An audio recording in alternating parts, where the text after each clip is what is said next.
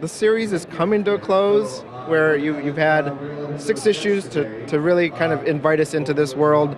Talk about kind of the process that you went through, coming up with a story and feeling like you can make that punch with those 6 issues. Oh, I mean, it's been a really long, really complicated process, but the book sort of started as, I was talking with Young Animal doing an Element Girl book, and for a bunch of reasons we decided to go with the original character, but the whole dynamic of the story comes out of me wanting to deal with what it would be like to, both be immortal and suicidal, because that seemed like a way to bring depression, which is something I was especially at the time was very interested in writing about, up with us to a superheroic scale.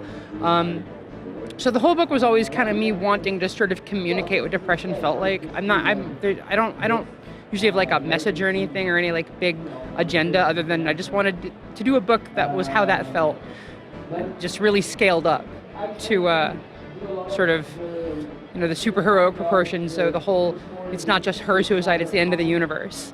And it's not just, her pain that she's trying to end, it's everybody's pain. So the whole thing is just kind of just sort of about amplifying that experience.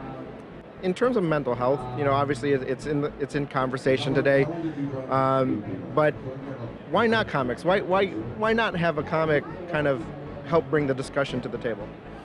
I mean, obviously, I don't have an answer for that, because I think it should be. Yeah. And I think it's been really cool how, I guess sort of the last 5 or 6 years, there's just been an increasingly frank engagement with mental health, and you saw a lot of that coming out of webcomics.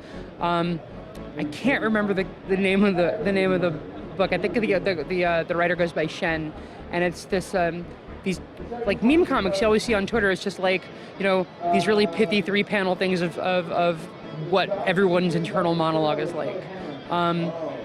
And you also see it's coming out of like Mr. Miracle, which is another book that's dealing really frankly with mental health. And I think we're just kind of at a moment where that's a subject we're all willing to talk seriously about in a way that's not condemnatory, or at least something that we're trying to do. And really it's just a matter of time before it got to big 2 books. Well, talk about being a part of Young Animal. It's this quirky pop-up imprint. It's coming to a close, but talk about being a part of that and being a part of Gerard's kind of quirky stamp on the DCU. I mean, it's been really cool. A lot of my work has been with really small pubs where you get a lot of creative freedom. So I often describe working with Young Animal as like working with Black Mask, but with money, which is really nice because it means that you sort of have the freedom to hit next level stuff. Like the fact that I could tell this story at this scale and somehow get Sonny Liu on board is extraordinary to me, and I think that's the sort of thing you wouldn't have been able to find anywhere 5 years ago.